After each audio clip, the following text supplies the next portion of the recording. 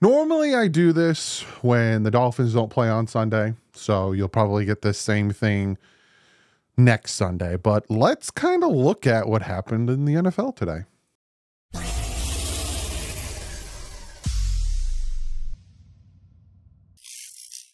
What is up, Fins and football fans? Like I said, I normally do this. Dolphins play Thursday. Fortunately, got their lunch money taken by the Buffalo Bills, but we're going to look at the what happened today. Essentially, I'm going to talk about my thoughts and opinions on some of the games from today, some crazy games, some good games, some bad games, and we're gonna look at it and digest it together. So, without further ado, let's jump into it. Sorry, we'll start with the game that just ended. Go with the Chicago Bears versus the Houston Texans. You got Caleb Williams, 23 for 37, 174, 2 interceptions. Yikes. He has not had a first good 2 weeks. Caleb Williams, 5 rushes for 44 yards. DeAndre Swift, 14 rushes for 18 yards, 1.3. Yikes. Khalil Herbert is your rushing touchdown. Then you got DJ Moore, 6 catches, 53 yards. Rome Adunze, 2 catches for 33. Kevin Byard recovered a fumble, and they had 3 sacks on the day from Tremaine Edmonds, Dexter, and Jack Sanborn.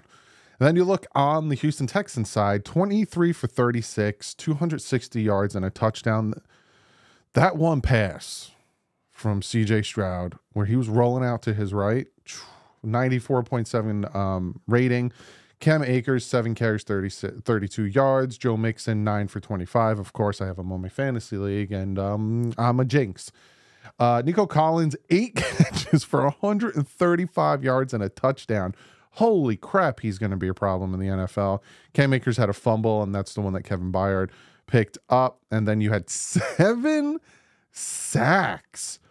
Holy 7 sacks? Wow. Henry Tutu? Aziz Al-Shah.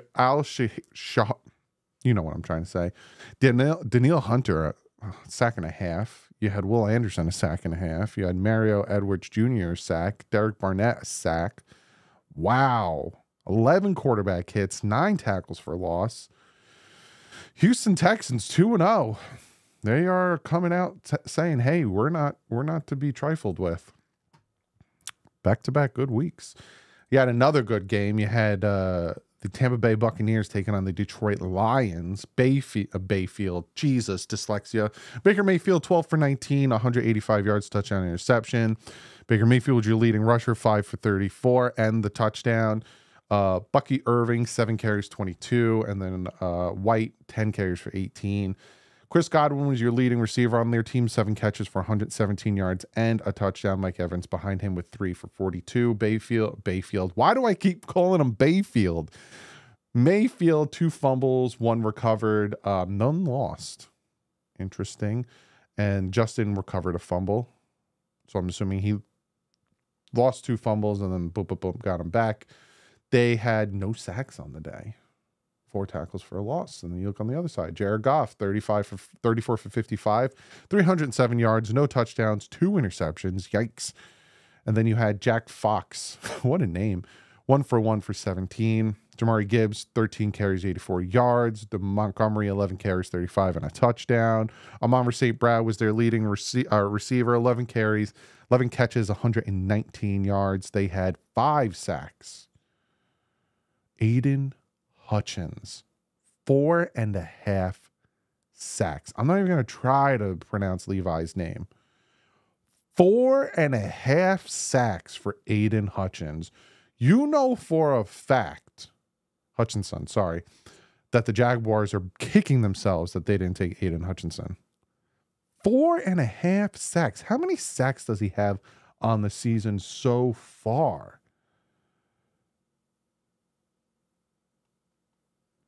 No. So he's got 5.5 so far because they didn't count these. Wow. interception. Brian Branch with a pick. Holy guacamole. This is a good battle, though. Back and forth. Came down to the last drive, as you could see. Well, not last drive, because the fourth quarter was a lot of nothing. Really good battle between these two teams. I thought it said 2-1 for a second, but you got a 1-1 team, and you got the Tampa Bay Buccaneers sitting there at 2-0. Speaking of a battle back and forth, you got the Colts heading to Green Bay to take on the Packers. Anthony Richardson, 17 for 34, 1 touchdown, 3 interceptions. Yikes, he had a bad day. Jonathan Taylor, 12 carries, 103 yards, no touchdowns. Alec Pierce was their leading receiver, 5 for 56 and a touchdown. Jonathan Taylor was their second. Fumbles. Wow. Jonathan Taylor, they didn't lose any, which is nice. 3 fumbles, 3 recovery. Latu. And then you had Josh Jacobs and Jaden Reed. Josh Jacobs lost a fumble. No sacks.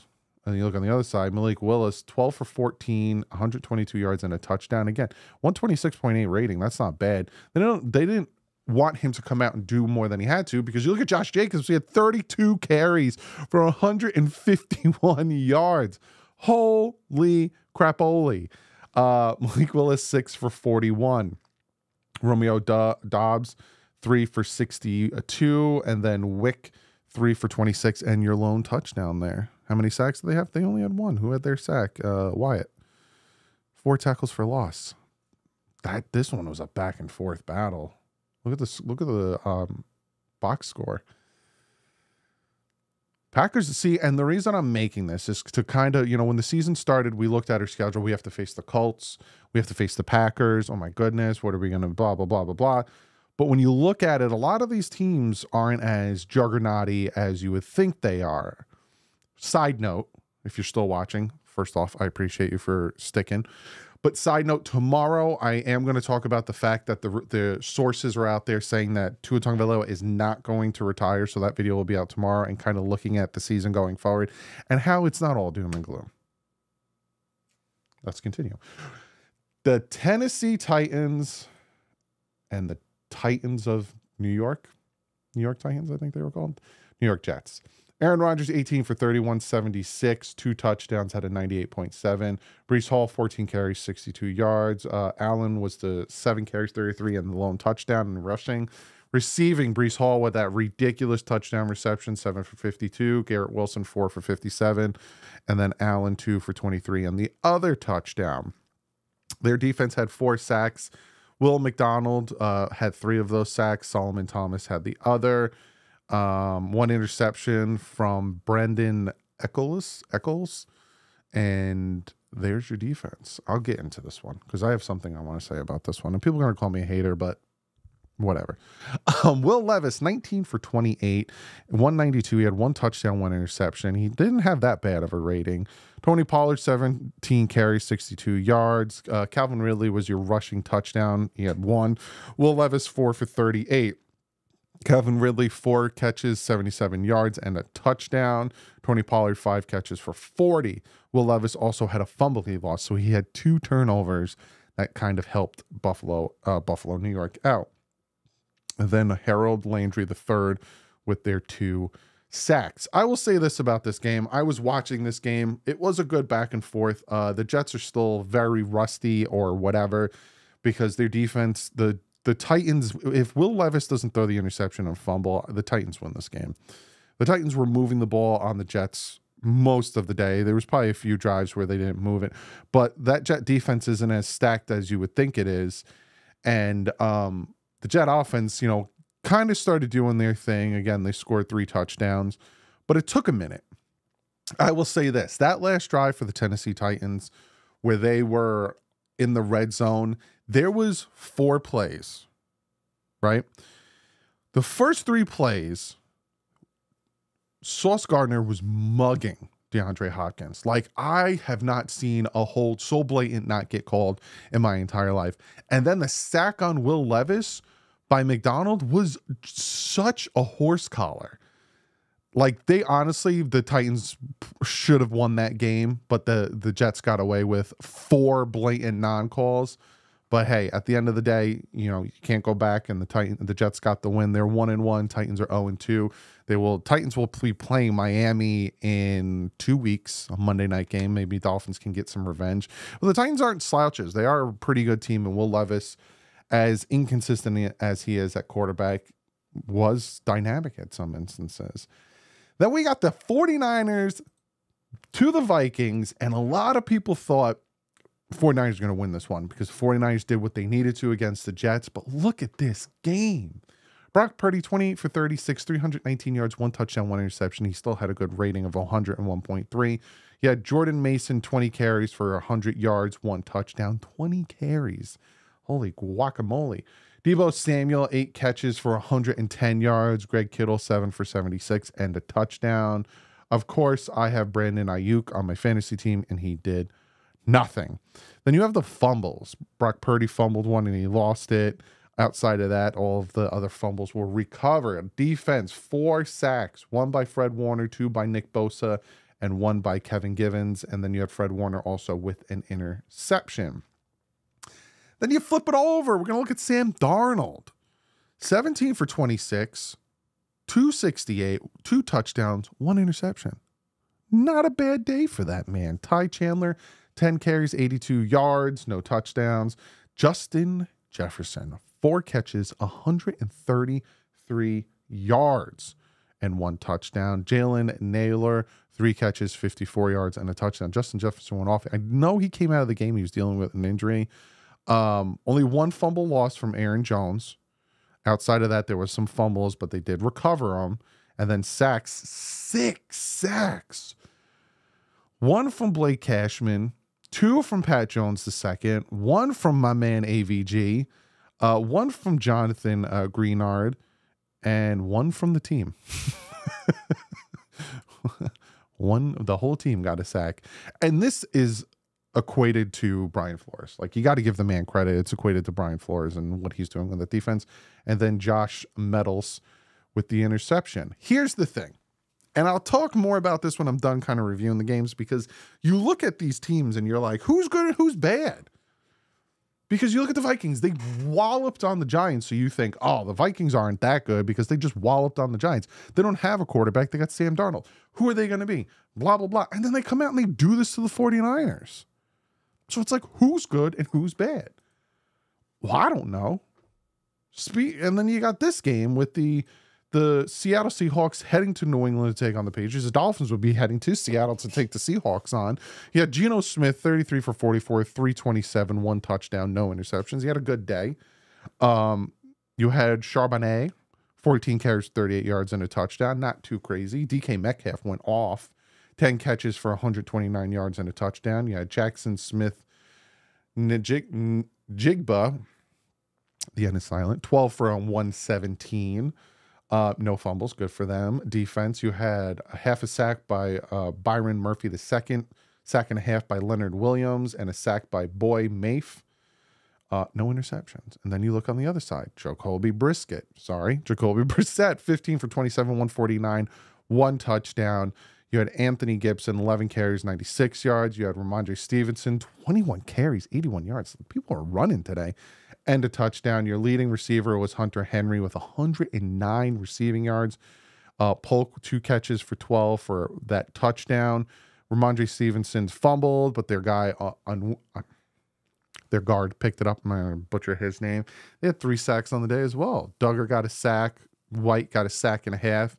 And Daniel got another sack. And unfortunately, they couldn't pull it out in overtime.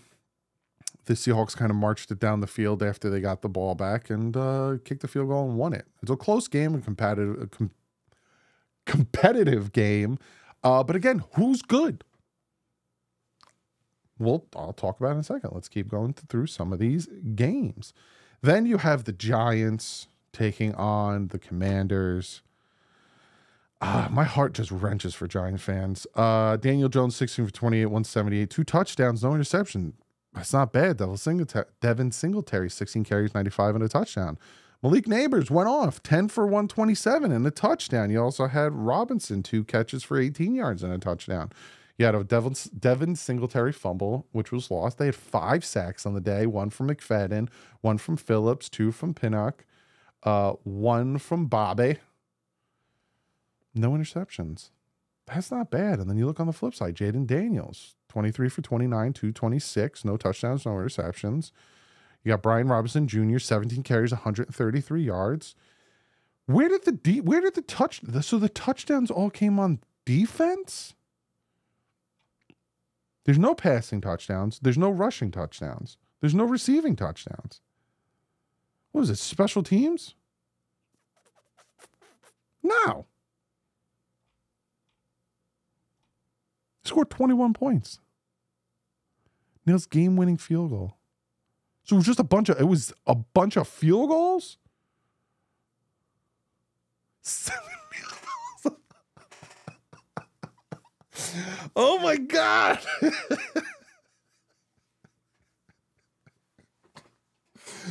The Commanders kicked 7 field goals? If you had Austin Seibert, or however you say, Seibert, as a fantasy kicker, holy crap. They kicked 7 field. You lost to the Commanders kicking 7 field goals? You scored 3 touchdowns. And did you miss every extra point? Holy crap. I feel bad for... If you would have just made your extra points... Oh my God, look at that box score. 666. I'm not even... It's the devil. It's the devil. Holy moly. Then you had the Chargers versus the Canadian Panthers. Sorry, the Carolina Panthers. If you get the joke, you get the joke. Justin Herbert, 14 for 21, 32 touchdowns, 1 interception. Not a bad day. J.K. Dobbins, 17 carries, 131, and a touchdown. Quentin Johnson was their leading receiver, 5 catches, 51 yards, and 2 touchdowns. Justin Herbert lost the fumble, and they had 2 sacks on the day, 1 from Joey Bosa and 1 from Denzel Perryman. Also, Molden had an interception for 3 yards. And then you look on the other side, Bryce Young, 18 for 26, 84 yards. What? And an interception. Golly. Chuba Hubbard, what a name. 10 carries for 64 yards. Tommy Tremble, 3 catches for 23. Adam Thielen was pissed in this game. Hey, come to Miami. We need a 3rd receiver. And they had 1 sack. Half a sack from DJ Johnson and another half from Jaden Peavy. And they also, J.C. Horn had an interception. I will say this, and I'm going to give props to Harbaugh and the Chargers. If you look, they're not, the past 2 weeks, Herbert has barely broken almost, I think last week he might have broken 150 in passing yards. They're not having Herbert go out there and play hero ball or Herbert is the offense. They're not doing that. What Harbaugh is doing is running first. He's changing the style of that offense, and he is now it's a run first team. They're not putting everything in Justin Herbert's hand, and they're thriving.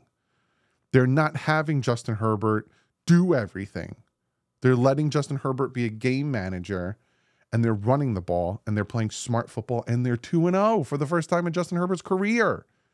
Good for Harbaugh to kind of rein him back a little bit and change up the game style. Very good for him. Then we have the Browns versus the Jaguars. Deshaun Watson, 22 for 34, no touchdowns, no interceptions. You had Jerome Ford, 7 carries, 64 yards, and Foreman, 14 for 42. Your rushing is Deshaun Watson had a rushing touchdown. Jerry Jeudy, your leading receiver, 5 for 73. Elijah Moore, 6 for 44. Dante Foreman fumbled, but then he got it back. 4 sacks on the day, 1 from Jordan Hicks, 1 from Myles Garrett, 1 from Alex Wright, and 1 from Quentin Jefferson. No interceptions. And then you look on the other side, Trevor Lawrence, 14 for 30, 220, no touchdowns, no interceptions. Travis Etienne, 13 carries, 52 yards, and the touchdown. It's their only touchdown of the day. Receiving, Brian Thomas, 2 for 94. He's going to be good for them. Brenton Strange, 3 for 65, and Gabe Davis, 3 for 43. Trevor Lawrence had a fumble, but it was recovered by Johnson. And they had 2 sacks on the day, Josh Hines Allen and Foyesade Aluakon. I think I got that one. Here's another instance. Are the Browns good or the Jaguars bad? Because this was a bad game. There's a safety by Cleveland in the fourth quarter. Like, look at these box scores. It's like watching a baseball game. Again, this is why making predictions when the season starts or when the schedule comes out is hard to do, because like you look at Cleveland, the Dolphins have to head to Cleveland. You kind of look at the way they've been playing these past 2 weeks. They got stomped out by the Cowboys, and now they barely beat the Jaguars. And you're like, are they that juggernaut that we should be afraid of? And then Jacksonville, on the other hand, again, they lost to the Dolphins because of a fumble and then trying to go for it on 4th and 1.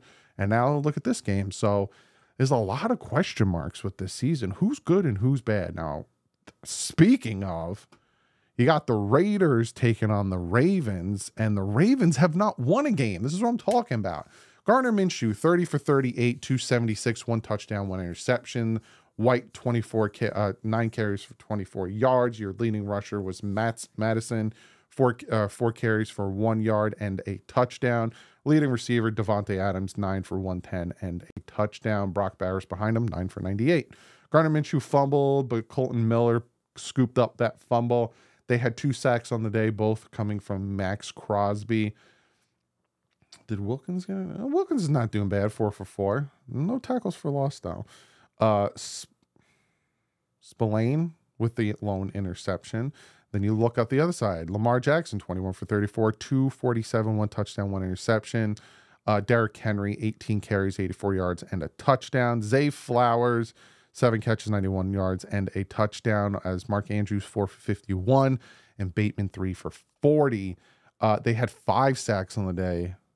2.5 from Owe, 2 from Kyle Van Noy, a half from Michael Pierce. Again, the Ravens haven't won a game. The Raiders lost to the Chargers last week. So it's like, what's going on with Baltimore? Is the Raiders good? Is it the Chargers are better? See what I'm saying? Like, normally you get a good feel of the season and who's good and who's bad by week 4. Look at this. I'm looking at myself, but look at this. Holy crap. 41-10. 41. Matthew Stafford and the Rams went toe-to-toe with the Lions last week, Monday Night Football. This week, today, they got stomped out. Matthew Stafford, 9 for 27, 216 yards, no touchdown or interception. Corum, 8 carries, 28 yards. Williams, 12 carries, 25 yards in their lone touchdown. Demarcus Robinson, 2 for 50. Atwell, 3 for 40. I know Cooper Kupp got hurt, and I know the other receivers gotten hurt. Matthew Stafford fumbled, and he lost it. Brandon Fisk also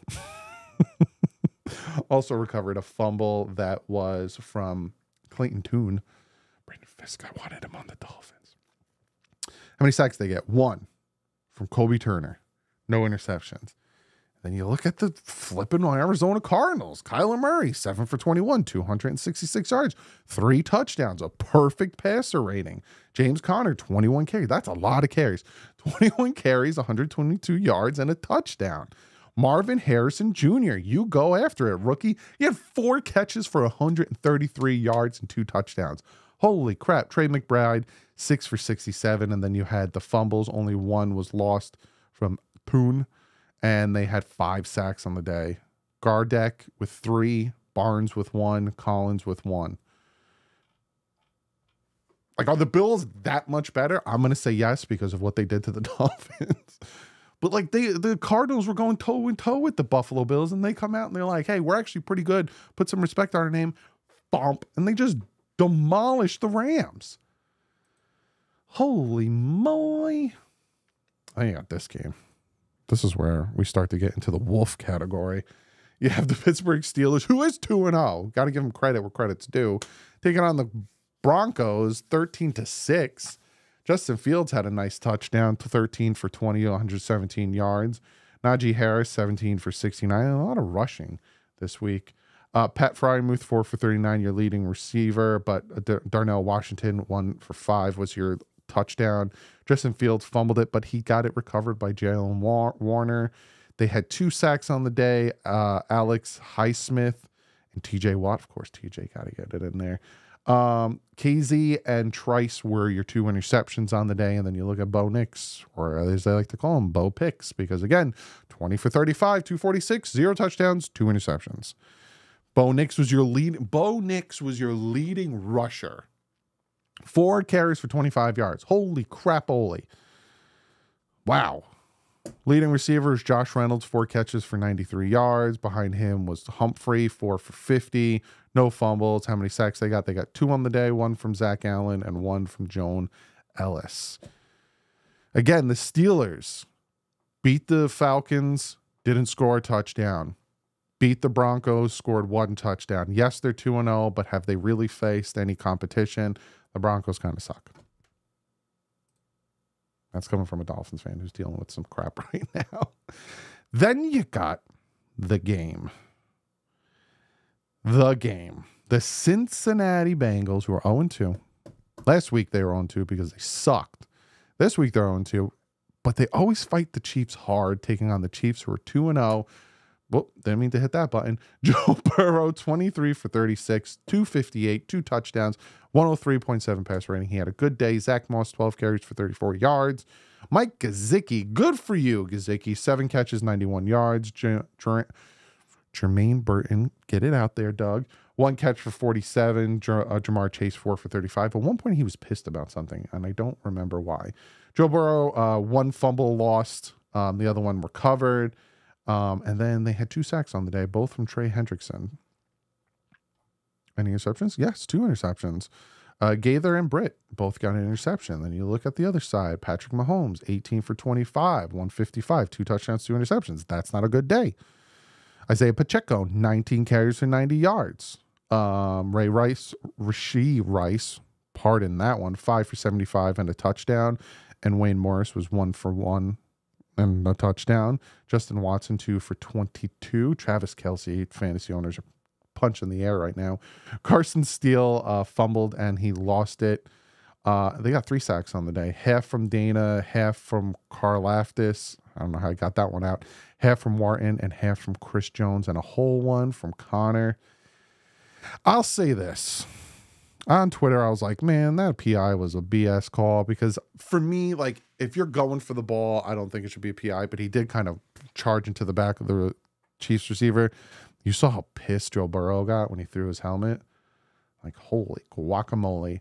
But that is your games this week. We'll look at standings, because it's a crazy first 2 weeks. Now, you look at the AFC East, the Buffalo Bills are on top. Rightfully so. They did what they had to do. Then you got, and again, yes, the Dolphins are in last place because of the division, yada, yada, but it's a tie for second between the Patriots, the Jets, and the Bills. Patriots and the Jets will be playing each other Thursday. So that will fix that. And again, the Dolphins are heading to Seattle, take on the Seahawks. So if they can win, boost them up. You look at the AFC North, Pittsburgh 2-0. You got the Ravens and the Bengals 0-2. Houston Texans up 2-0. The rest of the division is 0-2. The Chargers and the Chiefs. The Chargers are technically number 1 because they got a division win over the Raiders. Both 2-0. Good for them. Raiders, Broncos, yikes.